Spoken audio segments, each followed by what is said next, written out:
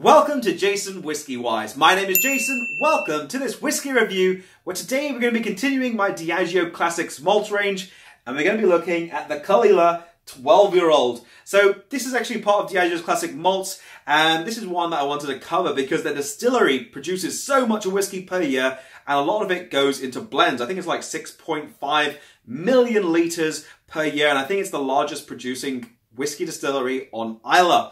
Now, overall, this is a 12-year-old whiskey. It's bottled at 43%. The actual distillery itself is the Caol Ila distillery. They're owned by the parent company, Diageo, and they're located on Islay, Scotland. Now, the overall price point on a full-size bottle of this kind of weighs in around about 42 to around about 45 pounds here in the UK. And you can find it sometimes on deals at like 35 pounds in supermarkets. So it can get really cheap in the market. Now, in terms of exclusivity, it's not exclusive, as you can pretty much find this all around the world. I saw it in Taiwan, I've seen it in America, I've seen it in Canada, so I know it's pretty much available globally. And overall, in terms of caramel colour, they don't really state it, but being at 43%, I'm not too sure. It does have a lighter colour to it. So without further ado, let's jump straight into the nose. So starting things out on the Caol Ila 12, it's got a very unique style of nose from other Islay whiskies I've tried, like Ardbeg, Lagavulin, Lafroig. This one does have almost like a slight sweeter, peaty character to it. It's got that note to me that reminds me of Band-Aids, plasters, a medicinal character, even a little bit of TCP is in here. There is a bit of coastal character, but it's not salty as such, it's more like seaweed. And then you get a little bit of, to me, that reminds me of like sizzling, smoky bacon. And it's like a bit like the bacon fat. And then there's a gentle, soft whiff of that sea breeze that comes off right at the end after the bacony character. Wow. At first I didn't think it was that salty, but then at the end, it gives you a little bit more of a whiff. And it's a bit more stronger, but it's not super salty on the nose. So that's about it for the nose. Let's get in the palate next. Slanger.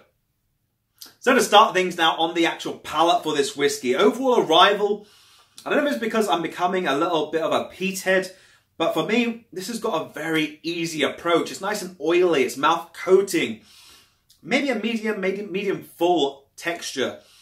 And first things up, not the peat, but it's actually the spice. It's a bit like sweet cloves, black pepper.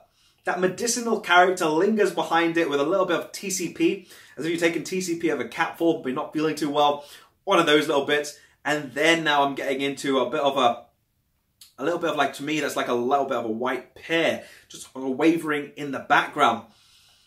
There's a barbecue-y note, and it's like barbecue sauce. But for me, this is like ringing a memory back to 11 years ago when I actually had this, was barbecue sauce from McDonald's. And I've not had McDonald's in 11 years. So it really reminds me of that because it had such a little unique character. When you try it compared to other barbecue sauces, there's something about it which just had a little bit, I don't know if they added brown sauce to the barbecue sauce to give it a little bit of character. But something about it over there, it's just really like barbecue sauce.